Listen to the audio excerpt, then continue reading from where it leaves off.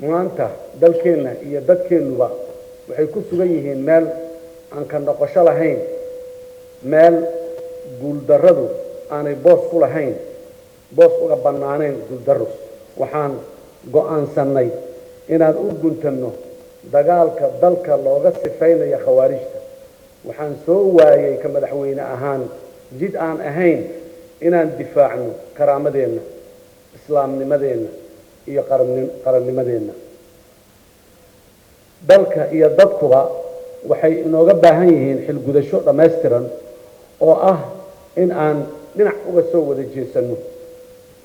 halka cadow ee soomaaliyada maanta ay leedahay.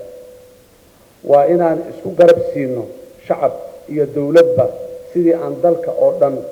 uga xorayn lahayn halkaas cadow ee maanta aan leenahay. dib u xoraynta dalka oo dhan waa waddada keliya ee aan ku xaqiijin karno dal nabad ah oo uu sharcigu sarreeyo.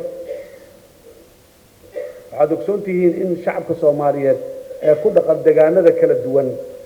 ay ku baraarugeen dhagarta cadowga, iyaga oo garawsaday khawaarijta al-shabaab iyo daacish in ay yihiin khawaarij in ay yihiin ka been sheegaya diinteenna suuban, kuna dhiiraday in ay iska dulqaadaan dulliga iyo heeryada khawaarijta ku soo gabatay diinteenna. abwaan soomaaliyeed ayaa horay u yidhi, nin dayoobay soo noqoy markuu waagu daalacay, dadweynihii la lumiyaane mar unbay dowga helayaan. dadkeennu maanta ayay dowga heleen. dadweynaheenna iyada oo aan muddo badan xafiiska dowladdeenna annagoon muddo badan xafiiska joogin waxay garatay in kacdoonka shacabka soomaaliyeed uu kaalin mug leh ku leeyahay sidii khawaarijta dalka oo dhan looga sifayn lahaa, looga xorayn lahaa. annagoo aaminsan in shacabka soomaaliyeed ciidankooda oo iskaashanaya ku guulaysan doonaan dib u xoraynta deegaanada ku haray gacanta cadowga. khawaarijta gacanta cadowga khawaarijta tusaale bilow ah waxaa inoogu filan dagaalada ka dhacay iyo guulaha laga gaaray gobollada hiiraan, shabeellada dhexe iyo galgaduud, iyo diyaargarowga xoogga leh ee ka socda gobollo kale oo badan oo dalka ka tirsan. waxaa shaki ku jirin in maadaama aan dagaal ku jirno, cadowguna uu jab weyn gaaray, ay beegsan doonaan shacabka aan waxba galabsanin, sida weerarkii 29 Oktoobar ee ka dhacay agagaarka Zobe. waxaan bogaadinayaa dadaalka ciidamada iyo shacabka iyo mas-uuliyiinta siyaasiyiinta oo u guntaday u gargaaridda dadweynihii ku waxyeeloobay. waxaana ilaahay subxaanahu wa tacaala ka baryayaa inuu jannadiisii fardowsa ka waraabiyo shuhadadii nooga geeriyootay dilka xaqdarrada ah ee khawaarijtu ay geysteen. sugidda amniga iyo ciribtarka khawaarijta ka sokow, shacabka soomaaliyeed waxa uu u baahan yahay soomaaliya sharcigu sarreeyo, taas oo inaga rabta meelmarinta shuruuc la jaan qaadi kara xilliga aan ku jirno iyo duruufaha inoo gaarka ah maanta Soomaaliya. iyada oo taas laga duulayo, waxaa ra'iisul wasaaraha iyo xukuumaddiisa aan faray in ay ka howlgalaan soo gudbinta dhammaan shuruucda dalku u baahan yahay oo qayb ka mid ah oo muhiim ah ay soo gudbiyeen durbadiiba. xildhibaanada Soomaaliyeed oo walaalayaal, anigoo maanka ku haya in la helo jawi siyaasadeed oo xasiloon, kaasi oo saamaxaya in si wada jir ah looga shaqeeyo xal u helidda arrimaha masiiriga ah ee u baahan heshiis siyaasadeed, deganaanshiyo, iska warqab, isku kalsoonaan ayaan u baahanay. sidaas daraaddeed waxaan booqasho ku tegay inta badan dowlad goboleedyada dalka. waxaan sidoo kale yeelanay 3 kulan golaha wadatashiga qaran oo aan ku lafa gurnay xoojinta hanaanka wada shaqaynta heerarka kala duwan ee dawladda iyo isla meel dhigidda qodobada waaweyn ee ay tahay in xalkooda si mid ah looga wada shaqeeyo sida dhamaystirka dastuurka dalka oo waqti badan qabiirtirkiisu soo jiitamay dhamaystirka hanaanka amniga qaranka si loo helo hanaan loogu midaysan yahay oo qayb mug leh ka qaadan kara xoreynta iyo la dirirka khawaarijta helidda nidaam doorasho oo heshiis lagu wada yahay oo loo sii dhaweeyay shacabka Soomaaliyeed iyo deegaanada ay degan yihiin mudnaan siinta dib u heshiisiinta siyaasadeed iyo midda bulsho ee guud ahaan dalka arrinta xal u helidda Somaliland iyada oo loo maraayo wada hadal isu tanaasul iyo isqancin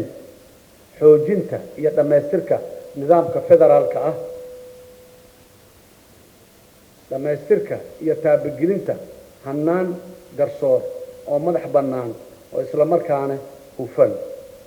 maadaama ay waajib tahay in dawladnimadeenu ay ka turjunto baahida shacabka loo adeegayo waxa aan sidoo kale shirar kala duwan oo wada tashi ah la yeeshay qaybaha kala gedisan ee bulshada Soomaaliyeed oo aan ka dhageystay talooyin wax ku ool ah oo ku aadan arrimaha ay u arkaan in ay mudnaanta la siiyo inta aan ku guda jirno muddo xileedkeena waxa aan markii aan xafiiska imiday safarro dalka dibadiisa ah ugu ambabaxay dalal kala duwan ujeedada safaradaasi iyo booqashooyinkaasi waxa ay salka ku hayeen qorshaheennii ku aadanaa inaan helno siyaasad arrimo dibadeed oo ka duulaysa Soomaaliya diriskeeda iyo dunida heshiis la aan safaradaas aasaas u ahaa inaan madaxda dalalka aan ka wada hadalno danaha aan wadaagno iyo qaabka ugu habboon ee ay uga qayb qaadan karaan dib u dhiska iyo dib u soo yeelashada iyo soo kabashada qaranka Soomaaliyeed iyo kaalinta ay ka geysanayaan dagaalka aan kula jirno khawaarijta manaxaanka ah ee caqabada ku ah dawladnimada iyo nolosha dadka Soomaaliyeed kuwaasi oo banaystay daadinta dhiigooda boobka hantidooda ku xadgudubka sharaftooda dhammaan safaradaas waxaan kala soo laabanay guulo annaga oo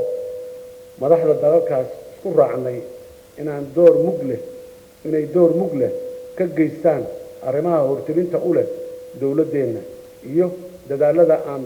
ku baadi goobayno dib u dhiska dalka iyo xoojinta dawladnimada curdanka ah ee maanta aan haysano waxaan rabaa inaan dadka Soomaaliyeed u xaqiijiyo in siyaasadda dawladdeenu ay lafdhabar u noqon doonto in la soo dhaweeyo cid walba oo diyaar u ah in ay naga taageerto arrimaha mudnaanta inoo leh iyada oo aan isu dheelitirayno danaha aan caalamka ka leenahay iyo kuwa ay iyagu naga leeyihiin Soomaaliyada xilligan joogto inta ay saaxiibo u baahan tahay ayaa ka badan inta ay cadow u baahan tahay mudanayaal marweyn sida aad la wada socotaan dalkeenu waxa uu la tacaalayaa xaalad adag oo ka dhalatay jiilaalka iyo abaaraha daba dheeraaday ee ragaadiyay nolosha dadkeena ku tiirsan dhaqashada xoolaha kalluumaysiga iyo tacabka beeraha saamaynta abaarahaas ka dhalatay ma saameyn kaliya dadka balse waxay dhaawac u geysatay dhaqaalaha guud ee dalka maadaama xoolihii iyo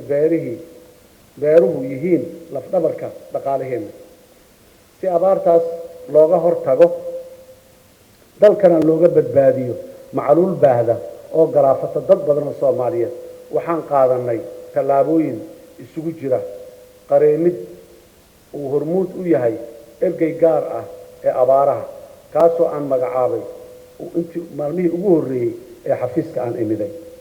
muhiimadaas ergeyga uu lahayna waxay ahayd caalamka inuu gaarsiiyo fariinta iyo dareenka shacabka Soomaaliyeed ee ku wajahan abaartaas. waxaan dhisnay wasaaradda deegaanka iyo isbeddelka cimilada taas oo durbaba ka hawl gashay sidii loo gaari lahaa Soomaaliya cagaaran oo deegaankeedu uu dhowrsan yahay lehna dhammaan siyaasad iyo shuruucda lagama maarmaanka u ah maareynta arrimaha deegaanka. mudanayaal iyo marwooyin walaalayaal, dowladnimada waxaa ugu dhaxaad u ah dhismaha hay-ado ku dhisan sharci oo awoodi kara in ay si hufan u gutaan waajibaadka loo igmaday. hay-adaha noocaan ah waxay inooga baahan yihiin tayeyn joogto ah oo lagu horumarinayo xirfadaha